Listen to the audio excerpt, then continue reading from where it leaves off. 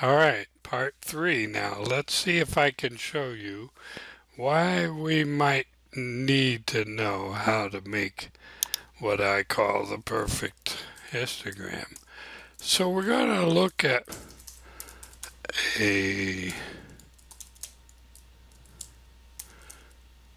standard normal distribution.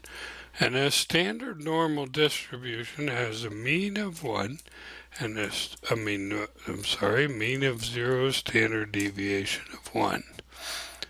Oops. Oh, no? Oh, yeah. You have to give it a random number that kind of provides the seed here. It's not really a seed. It's a random number between 0 and 1. We could look at that more carefully. I've forgotten how to understand it. So we make one and then we copy, and we've got 998 of these numbers here. And let's just see what they look like. So we know that our bins are going to start, we can start below a place where we think there will ever be a number. So, and then actually I like to just say whatever's here equals this plus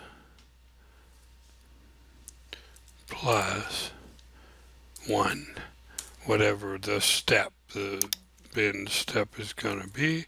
Then I copy it and just sort of select some area here and copy down. If it's too much, that's okay. Control Shift and get rid of them. And then we want to see the frequency of all these 998 numbers counted into these bins. So frequency formula, and we want our data range. Actually, I'll do less talking. And I forgot the bins. And it's funny, it took a while to look through all those 1,000 numbers and realized I didn't give it the bin list.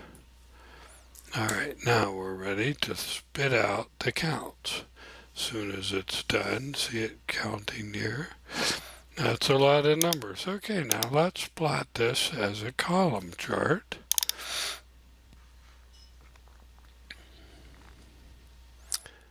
Or actually, I prefer a frequency to polygon here, but it doesn't hurt to look at that.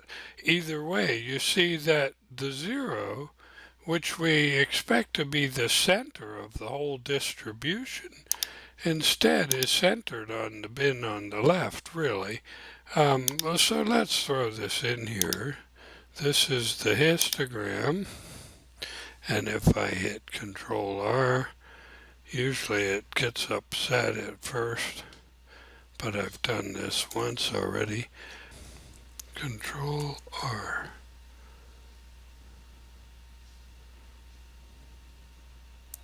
Yeah. So these two middle ones go either way, and then it's still symmetrical, but it's not centered on the mean. And we can look at this as a frequency polygon too.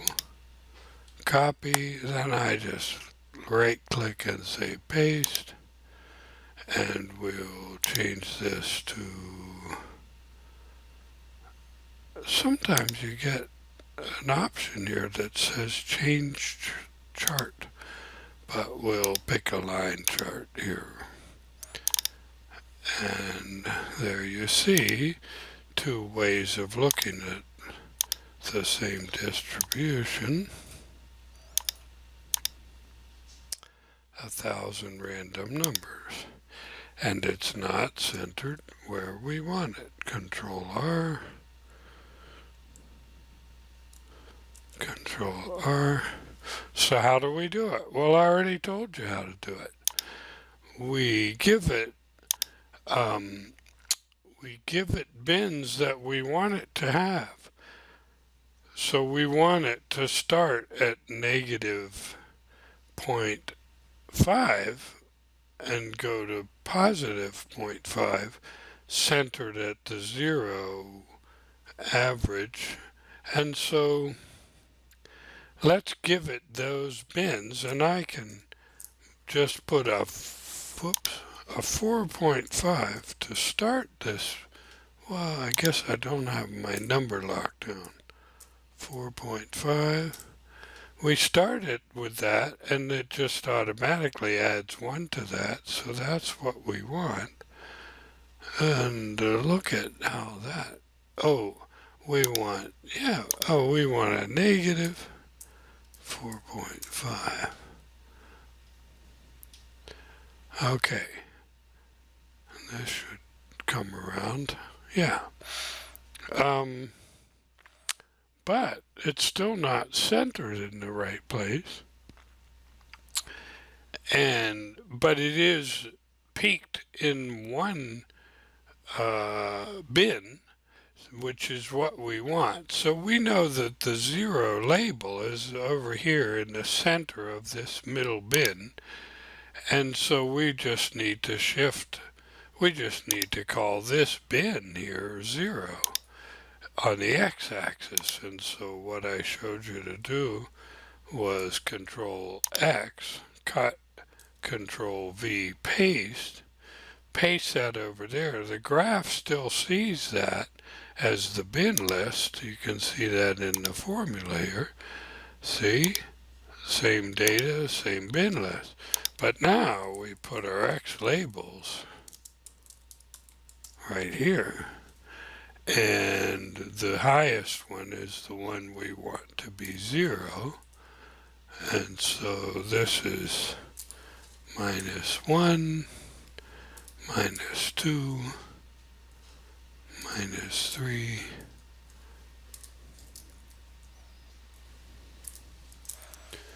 notice there's nothing beyond 3, well, 3.5, up to 3.5.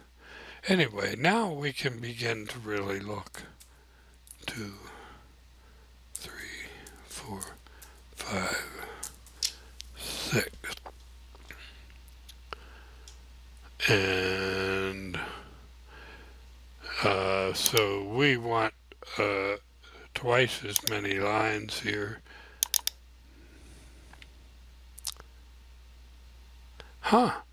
But look, that's not centered on 1, on 0.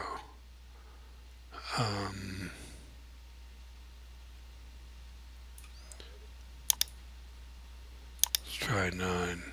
Nope. 10. Yeah. Update. Now what is the matter?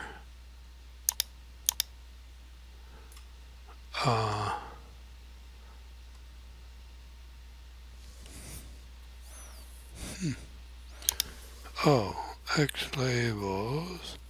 X labels are being plotted. So we want to go in here and we don't want it to see. Oh, look at that.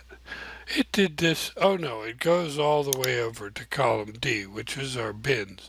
And it still uses the old bins as labels. I'm not sure I understand that, but we want to get rid of that D and start our data range for the graph in column E.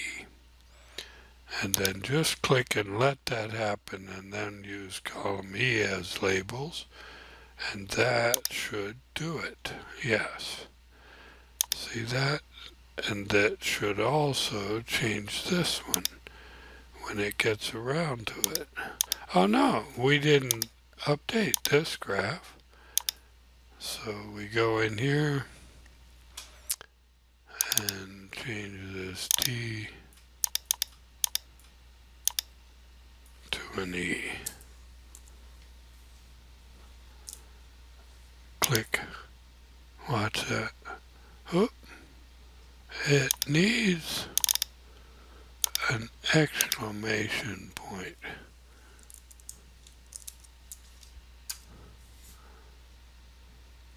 Now notice that. Change to E. And now we have the graphs that we want.